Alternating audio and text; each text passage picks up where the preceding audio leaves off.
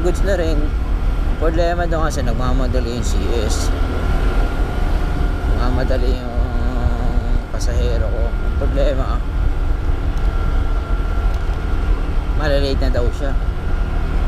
At kasi lumabas-labas ng late na yun. Tapos sabihin, bilisan. Talongis talaga yung mga ganun CS. Parang ewan eh.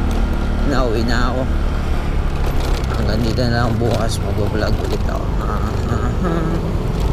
Let's go. Uwian na. Naka 5 bookings ako. Diba? Saglit lang. O diba? Ganun lang. Pwede na. Naka 5 bookings ako. Okay na yun. Uwi na. Marikina lang tayo. Lumayo tayo kaganinan. Lumayo tayo ng 30th sa Pasig. Sa ano ba yun? Meralco. Okay na. Goods na rin.